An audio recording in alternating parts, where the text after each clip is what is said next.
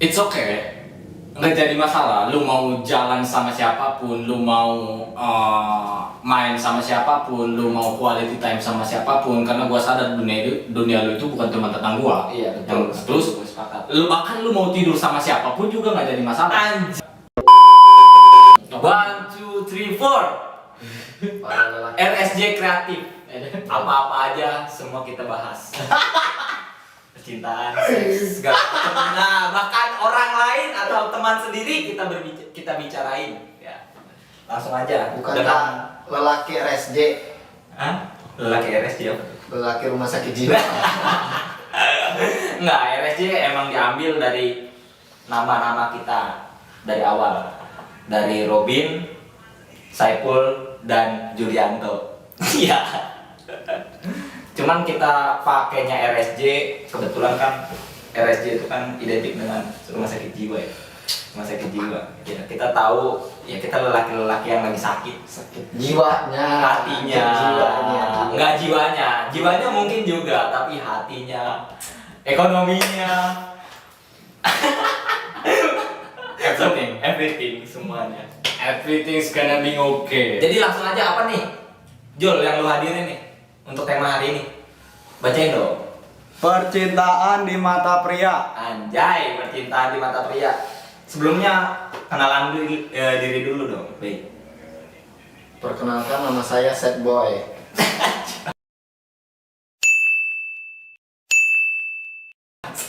Iya, orang tahu kayaknya lu udah satu ya anjing, bahkan sesat boy tai. Sesat boy, kalah. Sesat boy. Sesat boy. Siapa tuh nama aslinya? Cuk. B. B. Om B Sandi.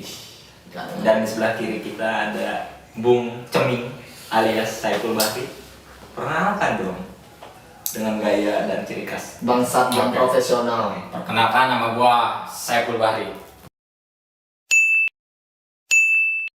Gelarnya bangsat profesional. Bangsat anjing. Kita harus tutup kali. Apa itu? Bangsat profesional. Ya, dan di sini gua Robinson Silalahi selaku juga dari RSJ Kreatif. Gimana nih apa namanya, percintaan menurut lu gimana sih?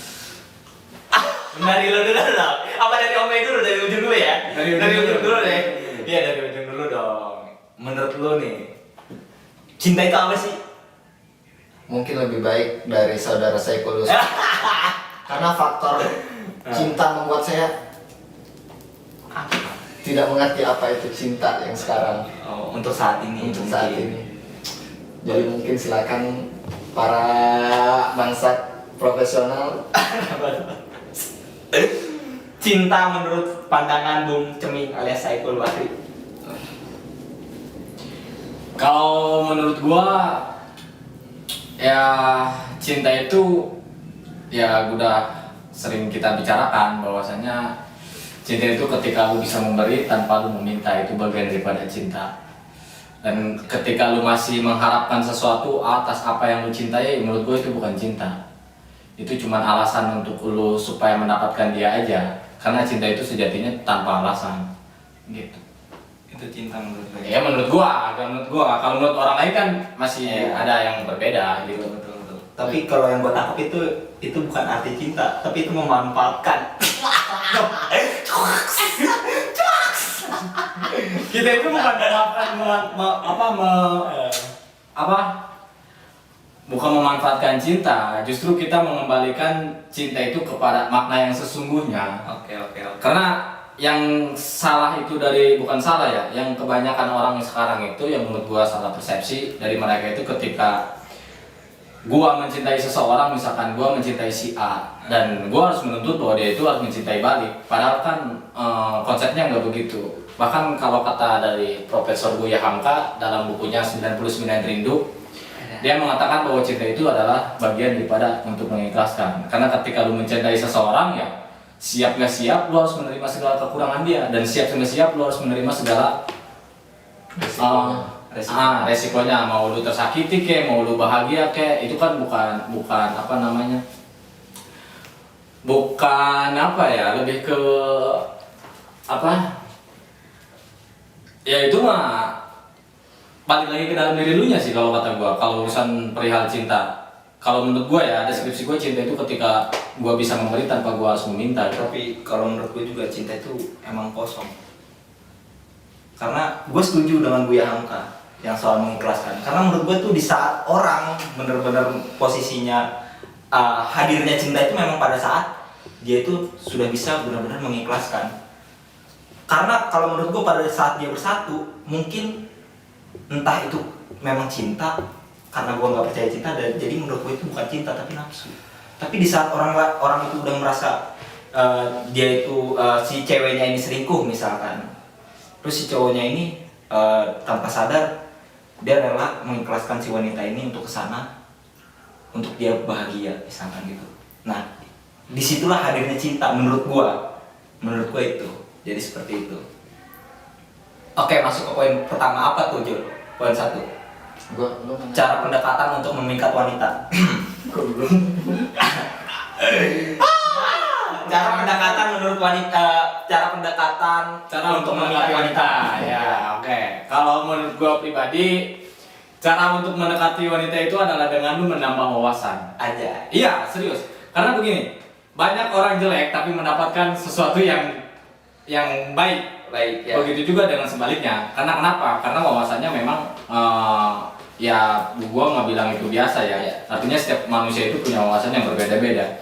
Cuman mau bagaimanapun juga perempuan itu sangat menyukai orang yang berwawasan. Karena kenapa? Diskusi sebuah hubungan itu bukan cuman ketika lu berbicara tentang fashion dan harga skincare aja. Tapi diskusi sebuah hubungan itu ya harus mencakup semuanya, baik itu sejarah, politik, agama, dan apapun yang ada di dalamnya. Artinya kenapa? Ketika lu memulai sebuah hubungan sama orang nih, ketika lu memulai sebuah hubungan sama orang, hubungan lu bakal produktif. Hubungan lu bakal produktif sehingga salah satu, kalau nggak dua-duanya nih dari pasangan lu itu akan dia bakal berkembang karena hubungan lu produktif. Tapi beda dengan mereka yang menurut gua itu lebih ke kayak ketika gua jadi pasangan lu, ya gua harus ngikut lu, dan ketika lu jadi pasangan gua, dunia lu ada tentang gua. Kan nggak kayak gitu juga sebenarnya. Karena kalau menurut gua hubungan tanpa didasari dengan wawasan yang luas itu akan cepat jenuh dan cepat bosan. Dan Betul. ketika lu bosan kan kebanyakan manusia itu ya mencari orang yang baru. Padahal kan itu bukan solusi yang baik. Betul. Nah, ketika lu punya wawasan yang luas, lu bakal membuat suasana itu tidak akan menjadi bosan. Karena wawasan lu ini yang luas, topik obrolan itu selalu ada. Kan yang paling sulit dalam sebuah diskusi itu adalah mencari topik obrolan tersebut. Iya. Itu poinnya untuk lelaki. Iya. Tapi ada poin yang kurang. Apa tuh? Kan di situ temanya, ini judulnya itu cara mendekat. Cara memikat wanita, cara untuk memikat wanita. Nah, itu udah ke dalam proses. Tapi kalau misalkan lu dari awal, dari nol, cara pengen memikat itu, sebelum memikat itu kita harus ada Oke. Poin pertama nih, poin pertama, cara lobby. kita punya Lobby. wawasan tinggi, tapi di saat kapan kita harus masuk? Ya? Nah, Kan gini. itu poin pertama. Ketika lu menemukan si perempuan ini, dalam artian lu melihat perempuan ini, wah, ini fetish lu lah, dalam bicara fetish lu ini sesuai dengan kriteria gua, ya kan? Karena yang kita lihat pertama kali kan bukan tentang wawasan kan, Betul. Karena kita melihat dengan mata, wah ini fetish gua nih kayak gitu. Nah, setelah lu masuk, misalkan dia meminta nomornya, kalau nggak lu udah mulai masuk ke dalam chattingan. Nah, disitulah wawasan lu. Lu bakal tahu kapan lu harus mendengarkan, lu bakal tahu kapan lu harus berbicara. Karena dalam teori psikologis itu bilang gini, bahwa pola komunikasi itu ada 3. Nah, ini sangat sangat mujarab banget nih. Kalau misalkan lu mau terapin dalam ketika lu PDKT maupun dalam sebuah hubungan. Yang pertama itu adalah pola komunikasi pasif. Pola komunikasi pasif itu dimana ketika lu ketemu dengan orang baru, lu tahu apa yang lu harus bicarakan. Nah, pola komunikasi pasif ini adalah pola yang menerapkan lu lebih banyak mendengar ketimbang lu berbicara. Tapi beda dengan pola komunikasi agresif. Artinya ini lawan daripada pasif. Ketika lu ketemu sama orang baru, ya kan, lu tahu nih, biasanya pola komunikasi ini tuh lu lebih yang mendominasi pembicaraan. Nah, yang paling baik itu adalah pola komunikasi yang ketiga, pola komunikasi asertif. Pola komunikasi asertif itu mencakup dua pola komunikasi ini. Yang pertama itu pasif, yang kedua itu adalah agresif. Nah, yang ketiga ini yang mencakup pola komunikasi pasif dan agresif. Jadi lu bisa tahu nih kapan yang tepat lu harus berbicara, kapan juga lu harus mendengarkan. Karena sebenarnya menurut gua perempuan itu sangat simpel sih. Lu bisa menjadi tempat buat mereka pulang aja itu udah pencapaian yang luar biasa. Karena gue yakin setiap manusia, apalagi perempuan, mau semandiri-mandirinya perempuan, itu membutuhkan tempat untuk berbagi cerita. Ya kita juga sebagai laki-laki pasti. Nah dari situ lo wawasan lu bakal teruji ketika lu udah mendekati ini. Biasanya kan dalam obrolan itu stuck. Ketika hai juga, ya apa kaps, aku baik, misalkan gitu kan. Terus ada lagi lagi apa nih gitu kan ya, lagi duduk kayak misalkan gitu. Oh emang udah pulang kerja gitu kan, udah ya udah istirahat, udah kan selesai ya. Selesai kan. Jadi nggak ada komunikasi yang tapi paling ada lanjutannya. Apa tuh? Ngirim stiker. Sebagai penutup stiker Joe Biden. Kalau menurut lu, gua nggak ragu. Oke. Dia dikasih gelar. Gelar. Profesional. Bangsat Profesional. Nggak ragu. Tapi kalau menurut lu sendiri, Apa? cara pendekatan untuk memikat wanita itu versi lu seperti apa? Apakah lu setuju dengan omongan Ipul atau lu punya versi lain? Gua kalau dibilang setuju sama omongannya, gua setuju. Tapi yang menjadi kendala pertama dari gue itu, kalau versi gue itu bukan cara kita mendekatkan, tapi awal dari nol buat kita masuk ke kehidupan dia itu. Entah itu ibarat kita pun ini ada cewek yang pengen kita kenal. Entah itu kita belum punya nomor, kita belum tahu nama gitu kan. Nah, dari awal itu yang menurut saya paling sulit dari cara mendekati. Tapi kalau cara lu mengatasi hal itu, kayak contoh pasti lu pernah pacaran lah. Iya. Nah, terus awalnya seperti apa? Nah, itu dia, itu harus ada, kalau versi gue itu harus ada momen-momen yang benar-benar buat bisa kita masuk ke obrolan. Buat bisa kenal. Ya kalau kita cuma sekedar chat, hai, hello. Itu dia. Dan kalau menurut gue pribadi, perempuan itu sangat tidak suka sama laki-laki yang childish. Yang childish itu laki-laki yang kekanak-kanakan. Jadi kita ini sebagai laki-laki, lu harus tahu cara mendekati perempuan dengan elegan itu kayak gimana. Jangan sampai justru apa yang lu bicarakan itu sampai membuat stigma si para perempuan ini bahwasanya kok ini laki-laki ini childish. Kan sebenarnya di usia yang sekarang kita ini ya kan, yang mungkin lu lebih duluan hidup ketimbang gua ya. Lebih duluan hidup ketimbang gua. Untuk umur ya. Lebih dulu makan garam. Lebih dulu makan garam ketimbang gua. Jadi mungkin kalau cinta enggak sih. Enggak. Kayak gitu enggak tahu kan, setiap orang itu punya preferensi masing-masing dong. Gua enggak tahu, justru mungkin lu ternyata predator diam-diam ya kan. Channelnya banyak gitu kan. Perkuat cabang, perkuat pusat, perbanyak cabang gitu.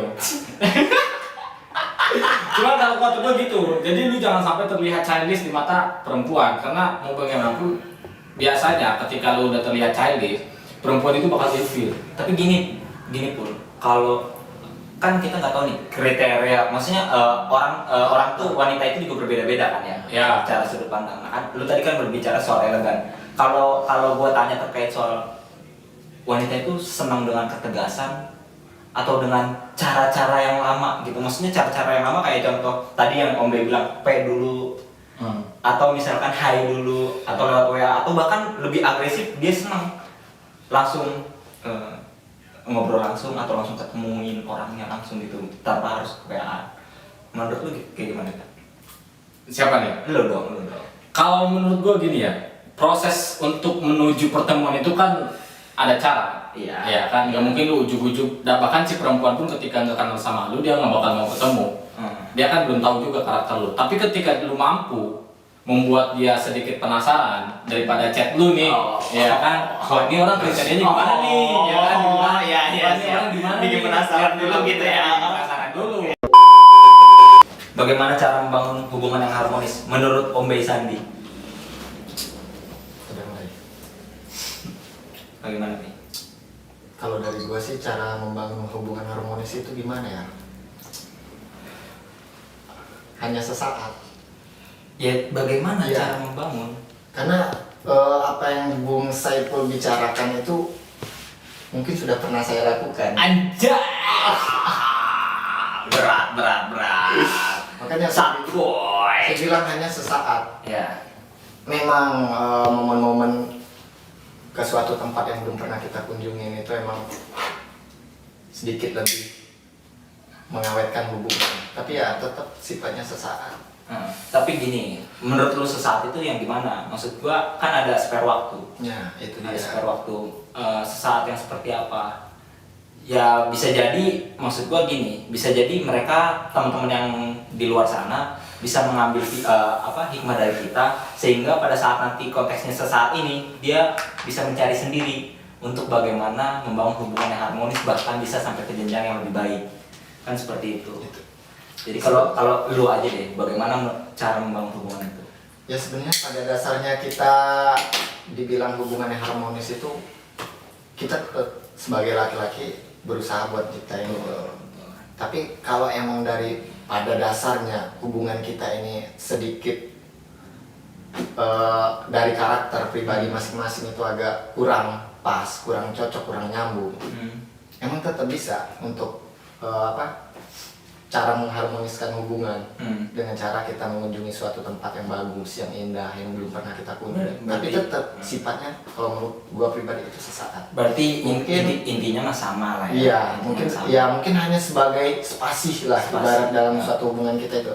Hmm. Mungkin dari awal kita jenuh, ini kita pergi ke suatu tempat senang, setelah pulang itu nggak lama kemudian tetap karena ya pada dasarnya tergantung pribadi kita sama lawan kita ini cocok atau enggak. Intinya sih itu dan bagaimana hubungan itu Nah, juga iya, ya. dengan kita ngelakuin hal kayak gitu, masa selama hubungan kita dengan cara itu kita cuma bisa memperpanjang Iya. hubungan. Ya kalau kata lagu itu lagu siapa sih ya yang Apa? kita hanya mempertahankan hubungan ini apa namanya? Mempertahankan hubungan atau menunda perpisahan itu sebenarnya yang menurut gua. Dalam banget anjing. Inilah dia.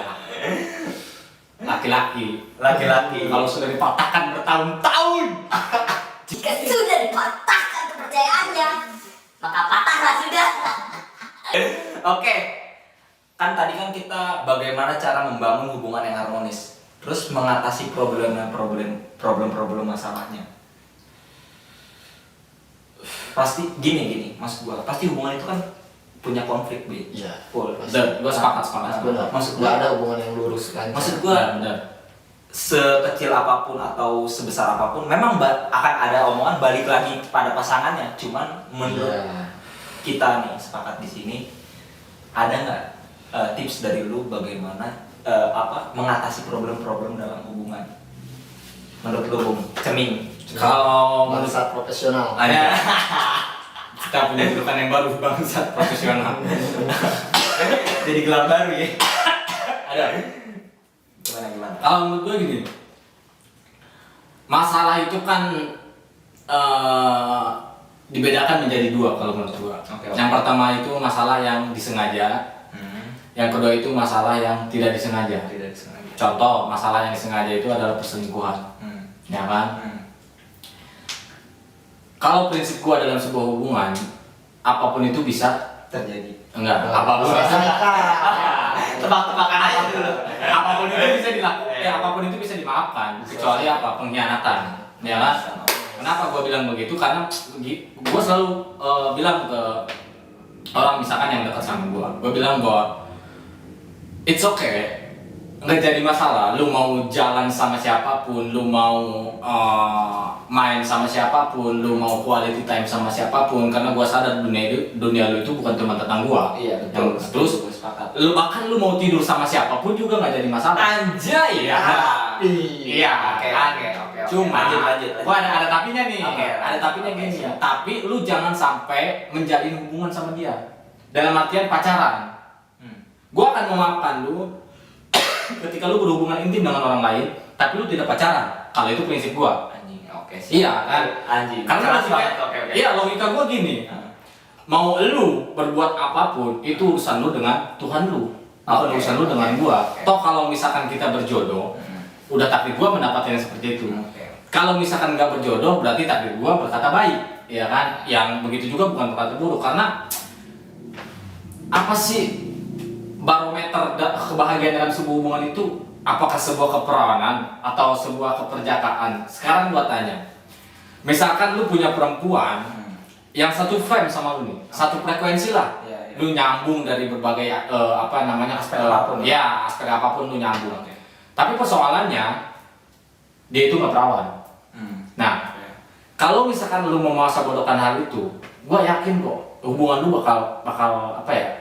Ya di barat kata ya bakal harmonis. Tapi gini Pul, oke kalau untuk itu kan kita anggap aja ya itu Iya. masa lalu dia yang akhirnya kita ketahui dan akhirnya kita maafkan. Iya. Tapi kan tadi ada kata-kata lu bahkan sampai lu tidur pun sama orang lain gua nggak jadi masalah. Artinya ketika lagi sama lu. Jadi maksud gua bahkan itu sama lu lagi maksud gua itu kan bukan masa lalu, lagi sama lu. Terus dia menjalin hubungan dengan orang lain, hubungannya maksudnya badan ya, tubuh, tidur, Iya. tapi tidak menjalin hubungan konteksnya pacaran. Iya. Lu maafkan. Iya, nggak jadi masalah. Anjing. Oke, siap. Menurut lu gimana, Pi? Maksudnya apakah hal itu nggak lebih berat dari suatu Pengkhianatan. menjalin hubungan? Iya. Maksud gua kalau dia menjalin hubungan dibanding menjalin badan. Kalau menurut gua level terberatnya itu jauh ketika Iya. menjalin badan. Itu maksud gua gini, Pul. Gua nggak tahu sih, maksudnya tanggapan lu terkait itu kan balik lagi terkait soal bagaimana lu perspektif lu terkait hubungan ya. Yes. Maksud gua anjir lu Benar-benar badan men enggak benar-benar diragukan bangsat. Enggak, gini. Gini loh, maksud gua gini. Karena gue yakin, gue punya keyakinan maksudnya gini, kalau misalkan dia benar cinta sama gue, kalau nggak dia benar sayang sama gue, Iya. dia nggak bakal melakukan hal itu. Itu poin itu. Cuman persoalannya gini, Oke. ketika gue bilang gini, ini prinsip gue ya kayaknya, tugas gue itu cuma merawat, urusan memetik silakan orang lain. Itu prinsip gue. Misalkan gini, pacar gue tidur sama laki-laki lain, it's okay kalau misalkan lu merasa bahagia. Iya, gua nggak jadi masalah. Mungkin ketika lu tidur sama gua, lu nggak ngerasa bahagia, kurang bahagia, servisnya kurang. Gitu. Bahkan sama teman lu. Anjir. Enggak, maksud gue nanti jadi kalau misalkan lu punya pacar-pacar yang mungkin servisannya kurang puas dari lu, gue bisa nanya dulu gimana servisannya Pul, bagus nggak? Ya nggak gitu juga anjing, nggak gitu juga bangsat. Ya maksud gua gitu, apa namanya? Kalau misalkan gua tuh akan memberikan sebebas-bebasnya buat si perempuan itu. Karena gua khawatirnya kenapa? Ketika dia udah nggak sama gua, ya kan? Ketika dia udah nggak sama gua, circle pertemanan itu mengecil. Iya. Gua nggak mau hal itu terjadi sama si perempuan itu. Karena gua selalu bilang bahwa kalau lu misalkan suka sama gua dan gua suka sama lu, kita akan mengembangkan diri kita. Ya kan, untuk kita ke depannya kayak gimana gitu kan. Karena sebelum gue memulai sebuah hubungan, gue itu selalu punya konsep. Konsep yang bagus menurut gue itu kayak gimana, dan konsep yang bagus menurut lu itu kayak gimana. Dan itu atas kesepakatan bersama.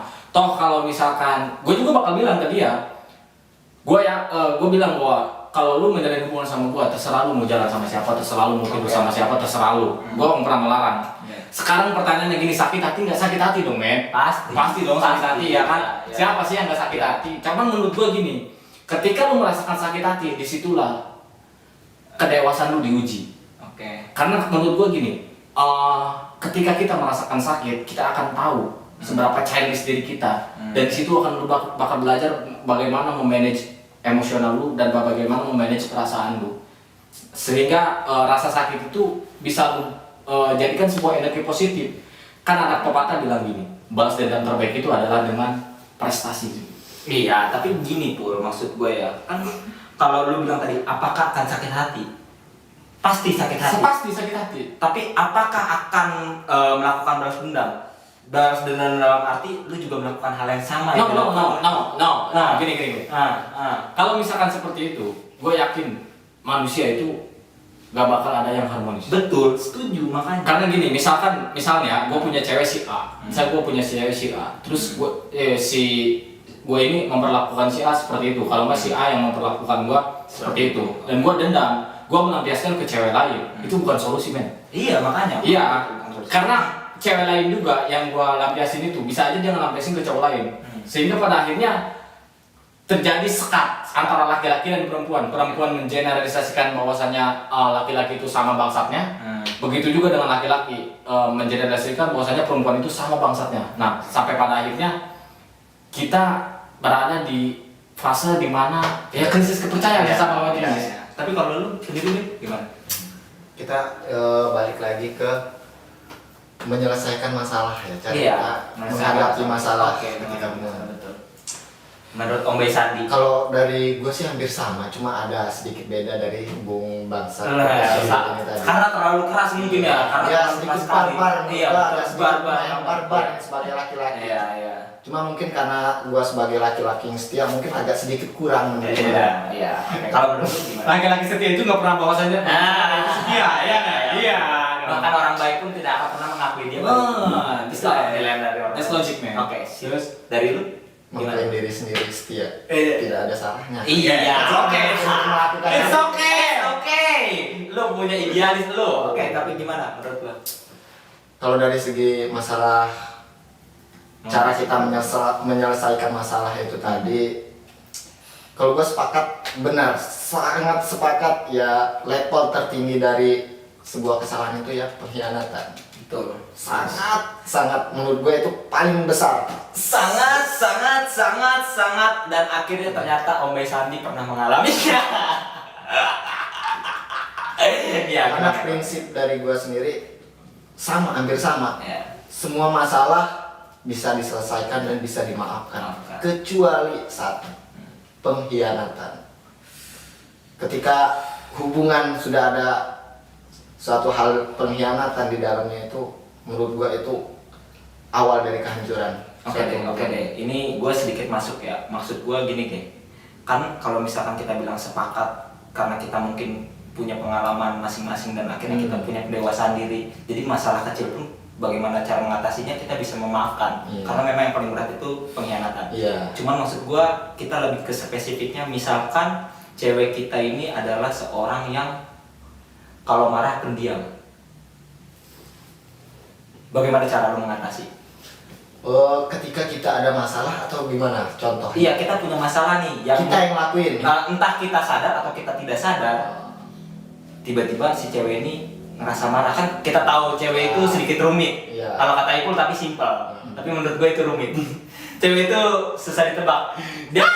Dia punya jam-jam moodnya. Kalau katanya jam-jam mau pertiki. Tapi ya cewek, apalagi kita udah dalam suatu hubungan itu paling banyak kita udah tahu karakter dia. Ketika dia marah, oh diem. Ketika dia diem itu ibarat kita udah tahu, oh berarti dia lagi sedang marah. Ya, kalau kita pengen memperbaiki ataupun kita pengen tahu sebenarnya ada apa yang terjadi, gue salah apa sih sebenarnya gitu. Ya itu bisa diobrolin dengan baik-baik. Ya mau nggak mau, walaupun kita ngerasa tetap benar nggak ada salah, nggak mungkin dia marah tanpa sebab itu Iya kan. sih. Nah artinya ya dimana di situ kita harus benar-benar ego kita harus di. Tapi gini, cewek itu bisa marah gara-gara dia PMS. Oh.